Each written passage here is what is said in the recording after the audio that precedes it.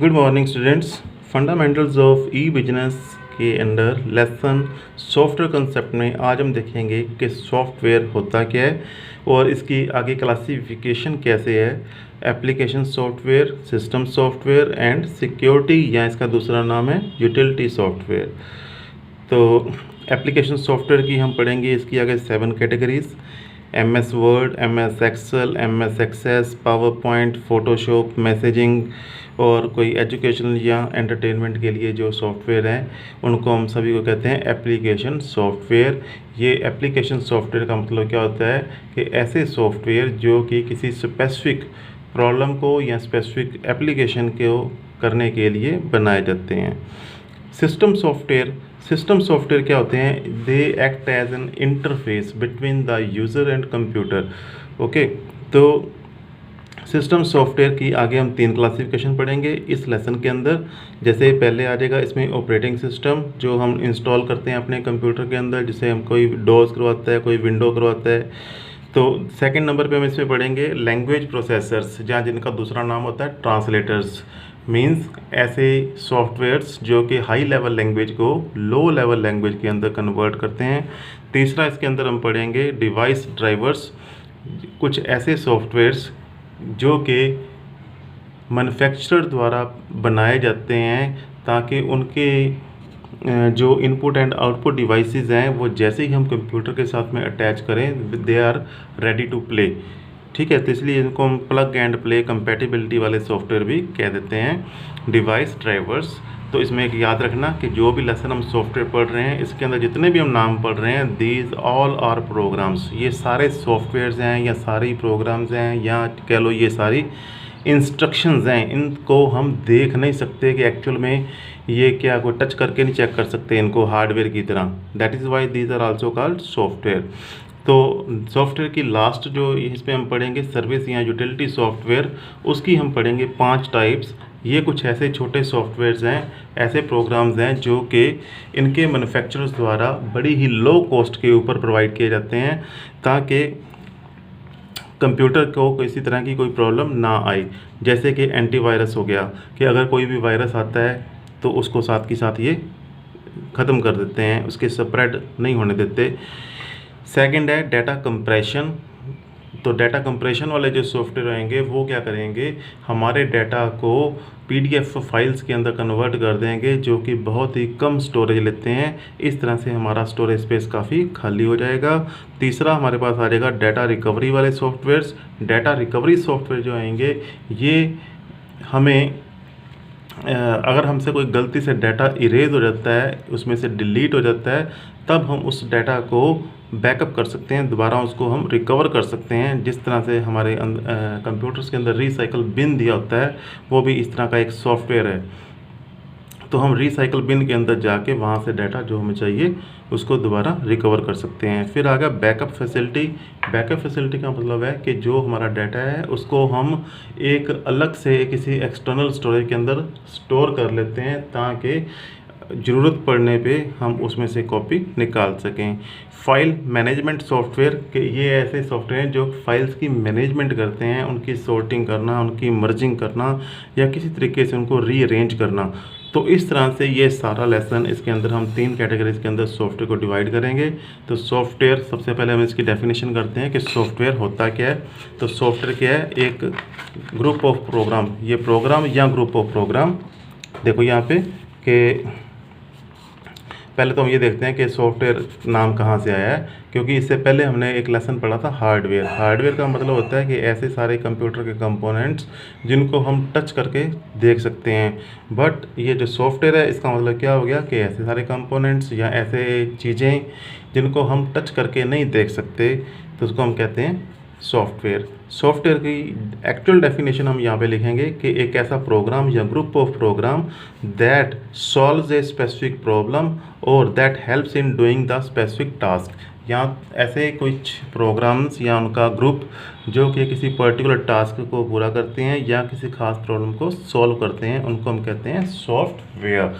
उसके बाद आ जाता है कि जो सॉफ्टवेयर है ये बहुत ही ज़्यादा इम्पॉर्टेंट है, ये हमारे कंप्यूटर का लाइफ एंड ब्लड है और ये हमारे कंप्यूटर की कैपेबिलिटीज़ को इंक्रीज़ करता है। और हर एक स्टेप के ऊपर बताता है कि व्हाट टू डू नेक्स्ट, कि हमारा इससे अगला स्टेप क्या होएगा। नेक्स्ट क्वेश्चन के अंदर अब हम देखते हैं कि what are the application software. हमने 3 कैटेगरीज बनाई थी इसमें। पहली कैटेगरी थी एप्लीकेशन सॉफ्टवेयर। तो एप्लीकेशन सॉफ्टवेयर्स क्या होते हैं कि a set of program designed to solve specific function of the user, कि किसी खास काम को करने के लिए जो बनाया गया एक प्रोग्राम्स का सेट है, that is called application software. इनमें से एक एग्जांपल इसमें दी हुई है, जैसे वर्ड प्रोसेसिंग सॉफ्टवेयर, कि एक ऐसा सॉफ्ट जो कि हमें हेल्प करता है कि कोई डॉक्यूमेंट्स को क्रिएट करना, एडिट करना, उनको व्यू करना, कि कैसे उनको फॉर्मेट करना है, कैसे स्टोर करना है या प्रिंट करना है। तो इनकी हम एप्लीकेशन सॉफ्टवेयर की जो 7 टाइप्स बताई थी अब हम करेंगे। तो उसमें से पहली टाइप यही वर्ड प्रोसेसिंग सॉफ्टवेयर की है, कि वर्ड प्रोसेसिंग सॉफ्टवेयर क्या होता है कि इसकी एग्जांपल जो है हमारे कंप्यूटर्स के अंदर हमें पता है कि MS वर्ड, या ज़्यादा हाई लेवल पे एक पड़ा होता है DTP, डेस्कटॉप पब्लिशिंग। क्या चीज़ है ये, कि ये अलाउ करता है यूज़र को कि एंटर करना टेक्स्ट एंड ग्राफिक्स, उनको फॉर्मेटिंग करना, टू क्रिएट करना रिपोर्ट्स वगैरह, लेटर्स को क्रिएट करना, उनकी फॉर्मेटिंग का मतलब कहता है उनका टेक्स्ट का साइज़ क्या हो, उनका फ़ॉन्ट कौन सा है, लाइन के अंदर स्पेसिंग कितनी देनी है, पेज के अंदर मार्जिन कैसे देना है। जैसे यहाँ पे हम देखते हैं कि लाइन के अंदर कितना कितना स्पेस है, ये दोनों मार्जिन कितने देने हैं। तो ये सारी चीज़ें जो है ये हमें सारी फैसिलिटी मिल जाती है वर्ड प्रोसेसिंग सॉफ्टवेयर के अंदर। अब इसके अंदर एक स्पेशल हमें और नई चीज़ आ गई है आजकल, डॉक्यूमेंट टेम्पलेट्स, कि कुछ डॉक्यूमेंट्स की टेम्पलेट्स ऑलरेडी बना के उन्होंने दी हुई है, कि हमें उनमें उसके अंदर कोई लाइन की सेटिंग नहीं करनी पड़ती, ना फ़ॉन्ट की, ना टेक्स्ट की, ना हमें उसकी स्पेसिंग की या मार्जिन की। तो ऑलरेडी वो प्री इंस्टॉल्ड एक टेम्पलेट्स हैं, तो अगर हम उसको चूज़ कर लें तो हमारा सारा टाइम इसमें सेव हो जाता है, और डॉक्यूमेंट की क्वालिटी भी क्या है, बहुत अच्छी आती है। देर आफ्टर अब इसके अंदर हम देखते हैं कि इसी वर्ड प्रोसेसिंग सॉफ्टवेयर के अंदर और क्या क्या फैसिलिटीज़ हैं। उसके अंदर डिक्शनरी सॉफ्टवेयर भी दिया हुआ है, ताकि अगर कोई स्पेलिंग की मिस्टेक होती है तो उसको भी वो ऑटोमेटिकली हाईलाइट कर देता है एक रेड लाइन की फॉर्म में, तो उसको हम करेक्ट कर सकते हैं डिक्शनरी की हेल्प से। Also helps in the block operations, ये साथ में क्या ब्लॉक ऑपरेशन करने की भी फैसिलिटी देता है। जैसे हम जानते हैं कि किसी एक पैराग्राफ को अगर हमने दोबारा किसी और जगह लिखना है तो उसको हम कट कॉपी पेस्ट कर सकते हैं।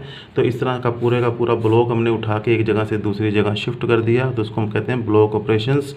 आगे आ गया DTP एक स्पेशल सॉफ्टवेयर है जो कि कोई न्यूज़पेपर, मैगजीन्स या बुक्स वगैरह प्रिंट करने वाले जो यूज़ करते हैं। तो ये हाई क्वालिटी का समझ लो एक वर्ड प्रोसेसिंग सॉफ्टवेयर है। सेकंड नंबर पे हम देखेंगे इसमें स्प्रेडशीट सॉफ्टवेयर, जिसके अंदर एग्जांपल बेस्ट उसकी क्या है, MS एक्सेल। हमें पता है कि अगर हमने अपने स्कूल के रिजल्ट्स वगैरह बनाने हैं, उसके चार्ट्स बनाने हैं, बच्चों के टोटल मार्क्स और उनकी परसेंटेज वगैरह निकालनी है, तो उसके लिए हम एक पूरा एक वर्कशीट बनाते हैं जिसमें कोई कॉलम्स और रोज़ वगैरह बनी होती हैं उनके नंबर फिल करने के लिए। बट कंप्यूटर के अंदर हमें ये जो एप्लीकेशन है MS एक्सेल, ऑलरेडी उसके अंदर बनी हुई एक वर्कशीट देती है जिसमें कई सारी रोज़ और कॉलम्स हैं, और उनके इंटरसेक्शन के ऊपर क्या बन गए, सेल। तो सेल के अंदर हम चाहे उसके अंदर टेक्स्ट लिखें, चाहे हम नंबर उसके अंदर एंटर कर सकते हैं, या कोई फार्मूला डाल सकते हैं। अब स्पेसिफिकली मैं इसकी बात करूंगा कि अगर हमने फार्मूला किसी सेल के अंदर लिखना है, तो सेल का फार्मूला जो होता है वो सेल के रेफरेंस को यूज़ करता है, उसके कंटेंट्स को यूज़ नहीं करता। अब यहाँ पे एक बात क्लियर होने वाली है आपकी कि रेफरेंस क्या होता है और उसके कंटेंट्स क्या होते हैं। मान लो मैंने किसी सेल के अंदर किसी बच्चे के मार्क्स 70 लगाए हुए हैं, तो फार्मूले ने 70 वो उसके नंबर नहीं यूज़ करने, बल्कि वो सेल की पोजीशन देखेगा वर्कशीट के ऊपर कि वो कौन सी रो के अंदर, कौन से कॉलम के अंदर है। मान लो कि जैसे मैंने ये लिखा है यहाँ पे R4C5, मतलब चौथी रो 5वां कॉलम, तो ये जो सेल है उसका रेफरेंस उसने यूज़ करना है फार्मूले के अंदर, ताकि कल को अगर मैं कंटेंट्स उसके चेंज भी कर दूँ तो हमारा फार्मूला चेंज नहीं होएगा और वही फार्मूला हमारा काम करता रहेगा। That is the spreadsheet, very useful application. आगे आ गया हमारे पास डेटाबेस मैनेजमेंट सॉफ्टवेयर, कि हमें अगर एक डेटाबेस बनाना है पूरा, मान लो मेरी कंपनी का एक बहुत बड़ा मैंने डेटाबेस बनाना है जिसमें सारे एम्प्लॉयज़ की सारी इन्फॉर्मेशन हो, सारे कस्टमर्स की हो, और कई सालों की इन्फॉर्मेशन हो, और बाद में मैंने अगर पर्टिकुलरली उसमें से कोई एक पेज की इन्फॉर्मेशन निकालनी हो अपनी यूज़फुल, तो मैं उसमें से कैसे निकालूंगा। तो ठीक है, तो ये सारी हेल्प हमें कौन करता है? डेटाबेस मैनेजमेंट सिस्टम, जिसको हम कहते हैं DBMS। इसकी एग्जांपल हमारे पास क्या है? MS एक्सेस, और इसकी एक एग्जांपल है फाइल मेकर प्रो। ठीक है, तो ये हमें क्या करता है कि इट अलाउ करता है यूज़र को to manipulate large amount of information and retrieve only required information. For example library system, flight reservation system, parts inventory system. तो क्या मतलब इसके अंदर मैं क्या कहना चाह रहा हूँ कि इसने बहुत ज़्यादा डाटा को एक मैनिपुलेट करके अपनी मर्ज़ी से इसको तैयार करके इसमें स्टोर कर लेना है, ताकि उसमें से जब मेरे को कोई रिक्वायर्ड इन्फॉर्मेशन होएगी, सिर्फ वही इन्फॉर्मेशन मैं उसमें से रिट्रीव कर सकता हूँ, निकाल सकता हूँ। ठीक है, इसकी डेफिनेशन, अब पर्टिकुलर डेफिनेशन क्या होगी कि DBMS it is a software that interacts with the end user application and database itself to capture and analyse data. कि एक ऐसा सॉफ्टवेयर जो कि किसके साथ इंटरेक्शन करता है? खुद यूज़र एंड एप्लीकेशन, साथ में जो डेटाबेस हमारा बना हुआ है, ताकि उसमें से हम रिक्वायर्ड इन्फॉर्मेशन को निकाल सकें। तो एक हमें यहाँ पे डेफिनेशन और देखेंगे। पहले मैंने देखा है DBMS, अब है डेटाबेस सिस्टम क्या है। डेटाबेस सिस्टम क्या होता है कि इन सभी का सम टोटल, कि जो डेटाबेस एक्चुअल है, डेटाबेस मैनेजमेंट सिस्टम हो गया, और साथ में जो एसोसिएटेड कोई एप्लीकेशन है उसको हम कहते हैं डेटाबेस सिस्टम। और पहले हम इसको SQL टाइप का यूज़ करते थे, बट नाउ आजकल चलता है नो SQL। नेक्स्ट इसमें हम देखते हैं अब चौथी टाइप, तीसरे के बाद अब फोर्थ टाइप इसमें देखेंगे, कम्युनिकेशन टाइप के सॉफ्टवेयर। कम्युनिकेशन का मतलब थोड़ा सा इंटरनेट के साथ में मिलता जुलता हो गया। इंटरनेट के बारे ही बात कर रहे हैं। हमें पता है कि इंटरनेट पे डाटा हमने एक कंप्यूटर से दूसरे कंप्यूटर के अंदर हमने ट्रांसफ़र करना है, चाहे वो एक शहर के अंदर ही दोनों कंप्यूटर हैं, चाहे वो किसी एक दूसरे देश के अंदर पड़ा है इसका दूसरा कंप्यूटर। तो उनके अंदर जो कम्युनिकेशन के लिए हेल्प हमारी किसने करनी है? इस कम्युनिकेशन सॉफ्टवेयर ने। तो वो कम्युनिकेशन सॉफ्टवेयर कौन सा है? FTP, file transfer protocol. एक किस तरह का और भी सॉफ्टवेयर है? Messaging software. तो it helps to share the information and resources between the far of peoples. तो जो बहुत दूर पीपल्स बैठे हैं उनके बीच में इंफॉर्मेशन को ये कॉमन करता है, शेयर करता है। फिर आगे हमारे पास ग्राफिक सॉफ्टवेयर। ग्राफिक सॉफ्टवेयर क्या होता है? इसकी एग्जांपल है एडोब फोटोशॉप। तो ये थोड़ा सा आर्ट इमेजेस को बनाने के लिए, उनको क्रिएट करना, उनको एडिट करना, उनके लिए ये यूज़ होती है। उसके बाद आ गया प्रेजेंटेशन सॉफ्टवेयर, जिसकी एग्जांपल है पावर पॉइंट। तो हमने पावर पॉइंट का नाम सुना भी हुआ है कि बच्चे इसके अंदर अपनी प्रेजेंटेशंस बनाते हैं। इसके अंदर साउंड एंड विजुअल इफेक्ट्स भी दिए जा सकते हैं, इसमें टेक्स्ट एंड ग्राफिक्स को अंदर डाल सकते हैं हम। तो इस तरह की प्रेजेंटेशन जब भी हम उसको चलाते हैं तो उसमें क्या होता है कि बड़े इंटरेस्टिंग और लिवली मैनर के अंदर हम अपनी कंपनी का डाटा, अपने स्कूल का डाटा या अपने किसी लेक्चर को उसके अंदर शो कर सकते हैं। और इसके साथ में ये भी है कि इस प्रेजेंटेशन को हम सिर्फ हाईलाइट भी कर सकते हैं, डिस्प्ले कर सकते हैं, और दूसरा कि इसको हम एक ट्रांसपेरेंसी के ऊपर प्रिंट भी कर सकते हैं। उसके बाद सेवन्थ इसकी कैटेगरी आ गई हमारे पास इंटेग्रेटेड सॉफ्टवेयर। जैसे कि इसकी एग्जांपल है MS ऑफिस। हमें पता है कि हमारे कंप्यूटर के अंदर भी क्या है? MS ऑफिस होता है, जो कि फर्दर हमें कई तरह के सॉफ्टवेयर छोटे छोटे प्रोवाइड करता है। तो उन सभी छोटे सॉफ्टवेयर का एक समूह है, पूरा ग्रुप है MS ऑफिस। तो जब ऐसे कोई कई सारे सॉफ्टवेयर को इंटेग्रेट करना हो तो उसको हम कहते हैं इंटेग्रेटेड सॉफ्टवेयर। एट्थ इसकी लास्ट टाइप आ गई एंटरटेनमेंट एंड एजुकेशनल सॉफ्टवेयर्स। तो ये सॉफ्टवेयर हम सिर्फ इसके एग्जांपल याद करेंगे, Netflix and Dolby Access, Sun Next. तो ये हमें कुछ गेम्स के लिए हेल्प करते हैं, कुछ सिमुलेशंस वगैरह के लिए या ऑनलाइन एग्जामिनेशंस के लिए इनको हम यूज़ करते हैं। So it's all about the application software. तो हमने एक पहली कैटेगरी उसकी कर ली, एप्लीकेशन सॉफ्टवेयर। उसकी 8 हमने टाइप्स की हैं। तो 8 टाइप्स के अंदर मैं थोड़ा सा एक जल्दी से हम व्यू दे दूं आपको कि सबसे पहले क्या था? वर्ड प्रोसेसर, जिसके अंदर हम रिपोर्ट्स या एप्लीकेशंस वगैरह टाइप करके उसको अपने तरीके से हम कई सारे उसमें चेंजेस कर सकते हैं, स्टोर कर सकते हैं, प्रिंट कर सकते हैं। दूसरी हमने बताई थी इसके अंदर वर्कशीट या स्प्रेडशीट या एक्सेल के अंदर हम उसके जो हमारे डाटा अपने बच्चों का भरा है या अपनी कंपनी का, उसके ऊपर हम एडिशन, सब्ट्रैक्शन, मल्टीप्लिकेशन, परसेंटेज, तो ये सारी हम कैलकुलेशंस भी उसके अंदर कर सकते हैं। तो ऑटोमेटिकली उसमें फार्मूला डाल के कंप्यूटर अपने आप सारी कैलकुलेशंस कर देता है। उसके बाद डेटाबेस के, अगर पूरी कंपनी का हमने सारा डेटाबेस तैयार किया है और उसमें से अगर हमें रिक्वायर्ड इन्फॉर्मेशन रिट्रीव करनी है तो उसके लिए हमने बनाना है डेटाबेस मैनेजमेंट सॉफ्टवेयर। और उसके बाद आ गया कम्युनिकेशन, इंटरनेट के लिए यूज़ होएगा FTP, ग्राफिक्स कोई आर्ट के लिए होएगा ग्राफिक्स सॉफ्टवेयर एडोब, और उसके बाद आ गया प्रेजेंटेशन, कोई हमने अपने लेक्चर्स वगैरह या कंपनी का डाटा कोई या इमेज या कोई प्रोडक्ट हाईलाइट करनी है अच्छे तरीके से, तो उसके लिए प्रेजेंटेशन सॉफ्टवेयर। और इंटीग्रेटेड सॉफ्टवेयर के कई सारे सॉफ्टवेयर्स का एक ग्रुप हो। एंटरटेनमेंट एंड एजुकेशनल सॉफ्टवेयर जो कि हमें गेम सिमुलेशंस या ऑनलाइन एग्जामिनेशन के अंदर हेल्प करते हैं, तो उसमें हमारे पास एग्जांपल आ जाएगी Netflix, Dolby Access and Sun Next. तो ये सारा था एप्लीकेशन सॉफ्टवेयर। अब हम करेंगे सिस्टम सॉफ्टवेयर। सिस्टम सॉफ्टवेयर क्या है कि एक ऐसे अगेन कि क्या प्रोग्राम या ग्रुप ऑफ प्रोग्राम्स जो कि हमने उसके अंदर इंस्टॉल किया हुआ है। तो ये एप्लीकेशन सॉफ्टवेयर से कैसे डिफरेंट है कि ये एक्ट करता है as an interface between the user and computer to make the operations of computer more efficient and effective. तो इंटरफेस की तरह काम करता है। दूसरा कि ये एक सेट ऑफ प्रोग्राम्स है जो कोऑर्डिनेट करता है operations of various hardware components of our system, कि एक तो हर एक काम को इजी करता है, सभी जो डिफरेंट कंपोनेंट्स हैं उनकी कोऑर्डिनेशन करता है। और अब आगे हमारे पास इसके अंदर एग्जांपल्स आ गई, इसकी 3 जो मेन कैटेगरीज आ गई, operating system, language processor and device drivers. तो पहला है ऑपरेटिंग सिस्टम। ऑपरेटिंग सिस्टम क्या है, इसको हम कई सारे नाम देंगे यहाँ पे। तो सबसे पहले एग्जांपल इसकी ये कहेंगे कि शॉर्ट डेफिनेशन इसकी क्या है कि it is an interface between the user and hardware components of computer. दूसरा इसको हम ये अगेन वही डेफिनेशन आ जाएगी, कलेक्शन ऑफ प्रोग्राम्स या procedures for operating the computer and providing an environment for the execution of programs, कि ये एक ऐसा एनवायरनमेंट प्रोवाइड करता है ताकि प्रोग्राम्स उसके अंदर एक्सिक्यूट हो सकें।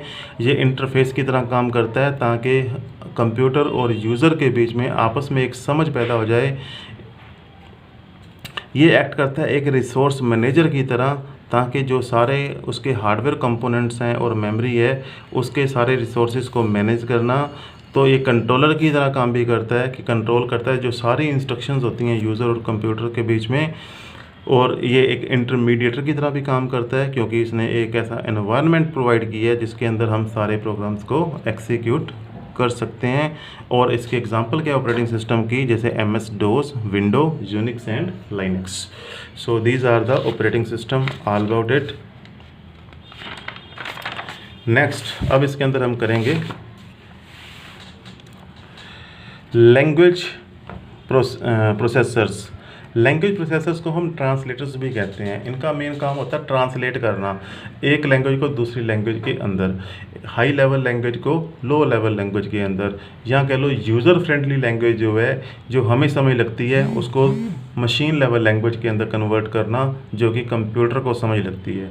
ठीक है, तो these are the programs installed in the system to convert the user friendly language to machine level language.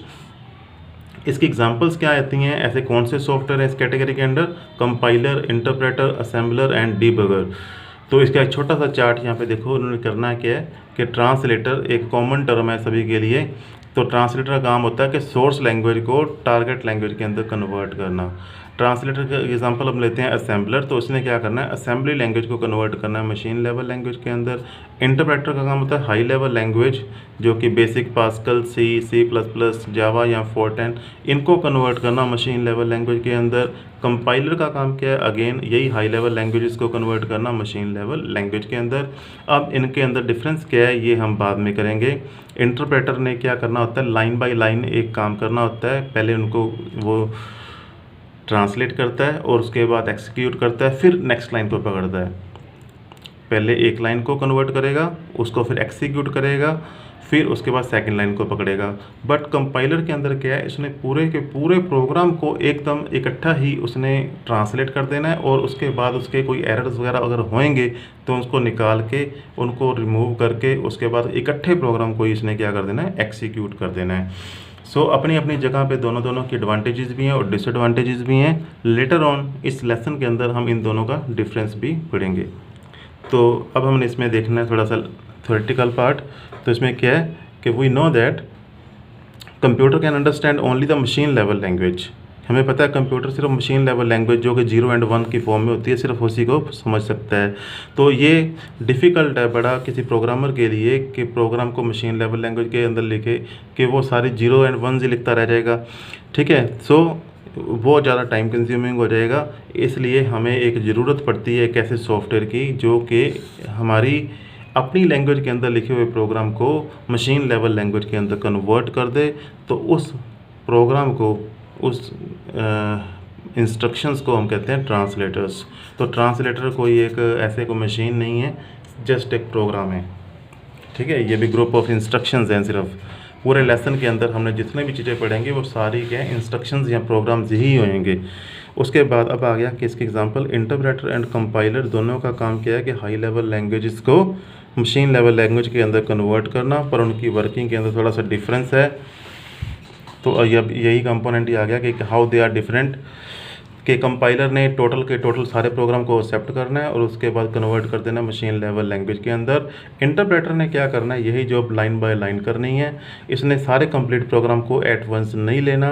उसके बाद ये क्या इसने करना कैसे है कि ये एक्सिक्यूट करेगा जो पहले एक लाइन कन्वर्ट की हुई है इसके द्वारा, उसके बाद वो सेकेंड लाइन को पढ़ेगा,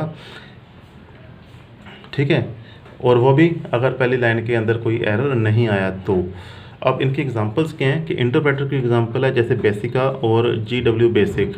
दूसरी एग्जांपल कंपाइलर की क्या है, क्यू बेसिक।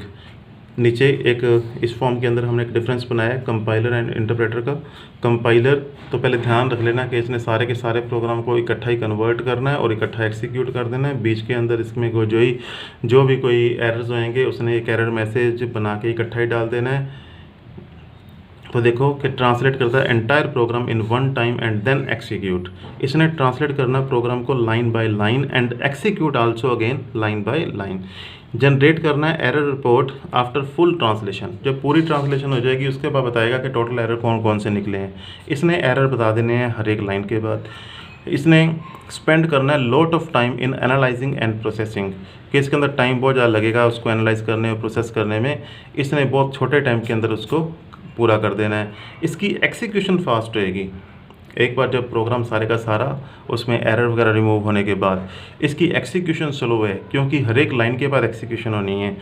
हाँ, इसकी अब एक एडवांटेज देखो कंपाइलर की कि इसने क्या करना है, इसने एक ऑब्जेक्ट कोड प्रोड्यूस करना है। इसका मतलब क्या है कि अगर मान लो एक पैरा इसने जब पहले कन्वर्ट किया था, अब दोबारा वही पैरा हमारे प्रोग्राम के अंदर फिर आ गया, तो इसको दोबारा उसको कन्वर्ट करने की ज़रूरत नहीं है।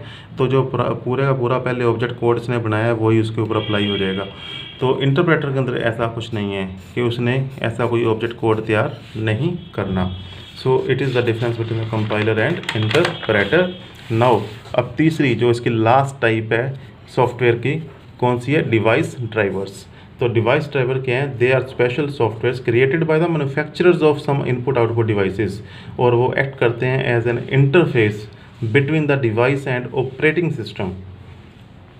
के इनपुट और आउटपुट जो डिवाइसेस बनाते हैं मैन्युफैक्चरर्स, उन्हीं के द्वारा इनके सॉफ्टवेयर बनाए गए हैं और ये काम करते हैं कि डिवाइस और ऑपरेटिंग सिस्टम के बीच में इंटरफेस का, कि जैसे कि plug and play compatibility provide करनी है इन्होंने, कि ये ऑलरेडी आजकल सभी कंप्यूटर्स के अंदर दी हुई है, ताकि जब भी हम कोई इसमें नया इनपुट आउटपुट डिवाइस साथ में अटैच करते हैं तो ऑटोमेटिकली वो वर्क करना स्टार्ट कर देता है। वो कोई ख़ास प्रोग्राम को डिमांड नहीं करता या ख़ास प्रोग्राम की किसी इंस्ट्रक्शंस की डिमांड नहीं करता कि पहले इसमें इंस्ट्रक्शंस वो फीड की जाएं तब उसके बाद एक्सेप्टेबिलिटी होगी। नो, उसके अंदर ऑलरेडी उसके सभी के प्रोग्राम्स फिट किए हुए हैं, हम कहते हैं उसके अंदर उसके ड्राइवर्स लगे हुए हैं। तो again it is also software है, कोई मशीन नहीं है ये। अब आ गया हमारे पास कि एक्सप्लेनेटरी नोट लिखो कि आप सर्विस सॉफ्टवेयर या यूटिलिटी सॉफ्टवेयर क्या होते हैं। सर इससे पहले मैं थोड़ा सा पहले पीछे वाला काम थोड़ा सा एक इकट्ठा कर दें कि हमने देखा था कि सिस्टम सॉफ्टवेयर जो है 3 टाइप्स के होते हैं, operating system, language processor and device drivers. Operating system हमने देखा था, ठीक है। तो उसके बाद हमने देखा था कि लैंग्वेज को कन्वर्ट करने वाले ट्रांसलेटर्स, हमने डिफरेंस भी इसमें देखा है। तीसरे नंबर लास्ट इसकी टाइप थी सर्विस सॉफ्टवेयर की, सिस्टम सॉफ्टवेयर की, डिवाइस ड्राइवर्स के जो ऑलरेडी मैन्युफैक्चरर्स ने बना के बीच में फिट किए हुए हैं। बीच में फिट नहीं कह सकते, बीच में उसमें इंस्टॉल किए हुए हैं, फीड किए हुए हैं। अब आगे कि right the explanatory note on the service software या यूटिलिटी सॉफ्टवेयर। सर्विस सॉफ्टवेयर ये क्या है, ऐसे सॉफ्टवेयर हैं जो कि अगेन मैन्युफैक्चरर्स ने बनाए हुए हैं रेडीमेड पैकेज की तरह, और ये बहुत ही लेस कॉस्ट के ऊपर, बड़े चीप प्राइसेस के ऊपर हमें यूज़र को प्रोवाइड किए जाते हैं। और जैसे इसमें एक एग्जांपल हम बताते हैं कि जैसे एंटीवायरस, तो एंटीवायरस क्या करता है कि किसी भी तरह के वायरस को आने से रोकता है और उसकी फर्दर स्प्रेडिंग को रोकता है। तो ये ऑलरेडी उसके बीच में इंस्टॉल्ड है, तो एक ये गुड हाउसकीपर की तरह काम करता है और हमारे कंप्यूटर की वर्किंग को इन्हांस करता है, उसको मोर एफिशिएंट बनाता है। इसमें कौन कौन सी टाइप्स आ जाएंगी, सबसे पहले वो एग्जांपल आ जाएगी हमारे पास एंटीवायरस फैसिलिटी। ये वायरस को डिटेक्ट भी करता है और अगर आ गया हुआ है ऑलरेडी तो उसको स्प्रेडिंग करने से रोकता है, जैसे नॉर्टन के हो गए या मैकफी। अगर दूसरा आ गया डाटा कंप्रेशन प्रोग्राम्स, के ऐसे प्रोग्राम जो कि डाटा को कंप्रेस करते हैं, कि जो पहले ज़्यादा स्टोरेज ले रहे थे वो काफ़ी कम स्टोरेज के अंदर स्टोर हो जाएंगे, और ये फैसिलिटी हमें प्रोवाइड करती है विनजिप। नेक्स्ट हमारे पास आ गया अब डाटा रिकवरी सॉफ्टवेयर, कि मान लो कोई डाटा गलती से डिलीट हो गया तो वो रिसाइकल बिन के अंदर चला गया और वहाँ से उसको हम रिकवर कर लेते हैं। तो जो रिसाइकल बिन है हमारे यहाँ, उसका वो क्या काम कर रहा है हमारा, इस तरह के सॉफ्टवेयर का। बैकअप फैसिलिटी, ताकि जो डाटा है हमारा उसको किसी एक्सटर्नल स्टोरेज के ऊपर हम स्टोर कर लें। फिर फाइल मैनेजमेंट सॉफ्टवेयर, कि जिसके अंदर हम उसमें सॉर्टिंग, मर्जिंग, सर्चिंग, ये सारे ऑपरेशंस उसमें कर सकते हैं, अपनी फाइल्स को रीअरेंज कर सकते हैं। अब एक टॉपिक आ जाएगा डिफ्रेंशिएट करना है system software and application software. System software हमने पढ़े थे, एप्लीकेशन सॉफ्टवेयर पढ़े थे, इनमें डिफरेंस क्या है। सिस्टम सॉफ्टवेयर जो है ये क्या है, एक इंटरफेस का काम करता है बिटवीन यूज़र एंड कंप्यूटर, ठीक है, यूज़र और कंप्यूटर के बीच में एक आपसी समझ पैदा करता है।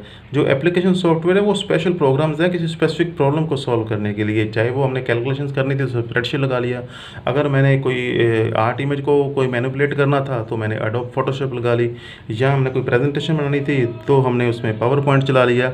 दूसरा इसमें आ गया कि ये जो है रन करता है independent of the application software, इसको चलाने के लिए एप्लीकेशन सॉफ्टवेयर की ज़रूरत नहीं है, पर एप्लीकेशन सॉफ्टवेयर को चलाने के लिए सिस्टम सॉफ्टवेयर की ज़रूरत पड़ेगी, कि वो अगर सिस्टम सॉफ्टवेयर होएगा तो उसके ऊपर तभी एप्लीकेशन सॉफ्टवेयर चल सकता है।